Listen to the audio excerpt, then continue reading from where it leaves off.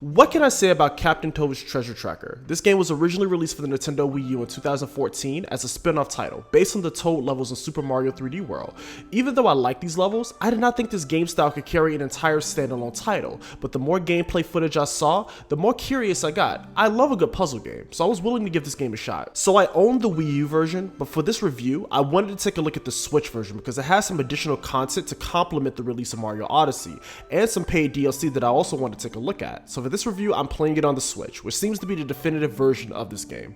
So the story is quite simple and can be summarized very quickly. Toad and his partner Toadette are treasure hunting together, and during this, Toadette gets kidnapped by this giant bird named Wingo. So it's up to Toad to rescue his love and find the treasure in the process. In other chapters, the roles are reversed. You play as Toadette trying to rescue Toad. From what I can tell, there is no gameplay difference between Toad and Toadette, but I love the fact that you can play as either one of them. The story is pretty basic, and honestly, this game does not need a crazy plot. The real focus here is the gameplay, and that is where the game truly shines. So let's get into it. So I played this game using the Switch Pro controller. It's just my preferred way to play most of these titles. Now, one thing to keep in mind, this game was originally designed for the Wii U and ported to the Switch. While playing this, I can definitely see how the second screen would have been helpful. It's not game-breaking bad on Switch, but it does take some getting used to, so keep that in mind when you're playing this. So your main objective is to work through these levels in order to get a star. Now, the real challenge comes from learning each of the level gimmicks and collecting these 3 gems that can be found at each level. The game starts off pretty simple, but the difficulty creeps up and really starts to hit you. I was having a smooth time until I got to Storybook 3. That's when I really had to scratch my head at some of these levels. But once you figure out how to reach the star or the gem, it is so satisfying. Now here's one thing you have to keep in mind. Toad cannot jump at all, so the game really forces the player to explore the environments, and since you have free control over the camera, it's really easy to do.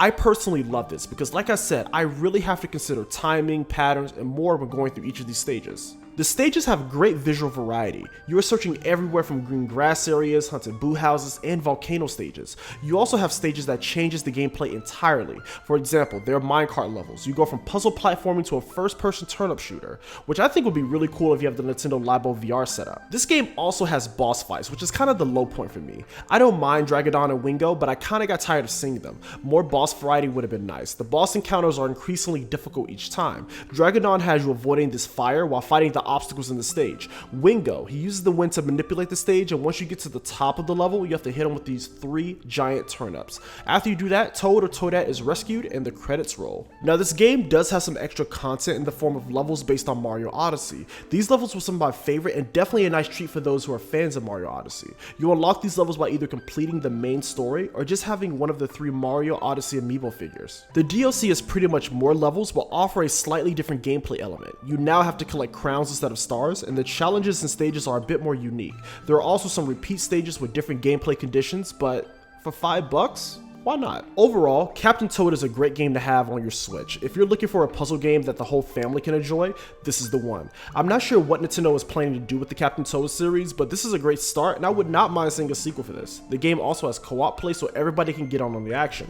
Give this game a shot. I highly recommend it, and I thank you all for watching.